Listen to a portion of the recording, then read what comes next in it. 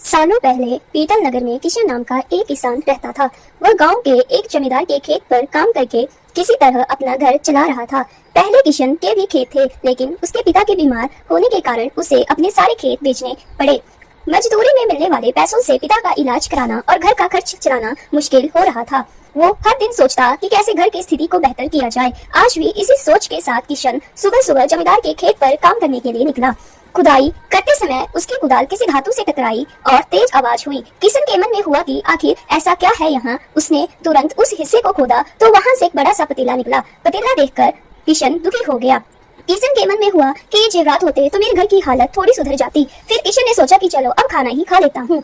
किशन ने खाना खाने के लिए अपने हाथ की कुदाल उस पतीले में फेंक दी और हाथ मुंह धोकर खाना खाने लगा। खाना खत्म करने के बाद किशन अपनी कुदाल उठाने के लिए उस पतीले के पास पहुंचा। वहां पहुंचते ही किशन हैरान हो गया। उस पतीले के अंदर एक नहीं बल्कि बहुत सारे कुदाल थे। उसे कुछ समझ नहीं आया, तभी उसने अपने पास रखी एक टोकरी को भी उस पतीले में फेंक दिया। वो एक टोकरी भी पतीले के अंदर जाते ही बहुत सारी हो गई। ये सब देखकर किशन खुश हो गया और उस जादुई पतीले को अपने साथ घर लेकर चला गया। वो हर दिन की तरह उस बर्तन में अपने कुछ औजार डालता और जब वो ज्यादा हो जाते तब उन्हें बाजार जाकर बेच आता। ऐसा करते करते किशन के घर की हालत सुधरने लगी। उसने इस तरह से बहुत पैसा कमाया और अपने पिता का इलाज भी करवा लिया। एक दिन किशन ने अपने कुछ गहने खरीदे और उन्हें भी पीतल में डाल दिया। वो गहने भी बहुत सारे बन गए। इस तरह धीरे धीरे किशन अमीर होने लगा और उसने जमींदार के यहाँ मजदूरी करना भी छोड़ दिया। किशन को अमीर होते देख जमींदार मोहन को किशन पर शक हुआ। वो सीधे किशन के घर पहुंचा। वहाँ जाकर उसने जादुई पतीले के बारे में पता चला। उसने किशन से पूछा, तुमने यह पतीला कब और किसके घर से चुराया? डरी हुई आवाज में किशन बोला, साहब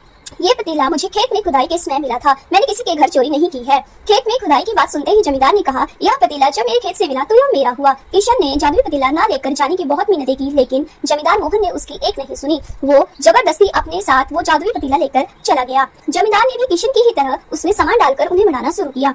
एक दिन जमींदार ने अपने घर में मौजूद सारे गहने एक एक करके उस पतीले में डाल दिए और रातों रात बहुत अमीर हो गया।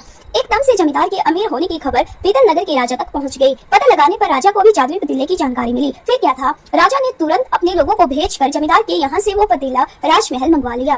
राजमहल में उस जादुई पतीले के पहुंचते ही राजा ने अपने आसपास मौजूद सामान को उसमें डालना शुरू कर दिया। सामान को बढ़ता देखकर राजा दंग रह गया। होते होते आखिर में राजा खुद उस पतीले के अंदर चला गया। देखते ही देखते उस पतीले से बहुत सारे राजा निकल आए। पतीले से निकला हर राजा बोलता, मैं पीतल नगर का असली राजा हूँ, तुम्हें तो इस जादुई पतीले ने बनाया है। ऐसा होते होते सारे राजा आपस में लड़ने लगे और लड़कर मर गए। लड़ाई के दौरान वो जादुई पतीला भी टूट गया।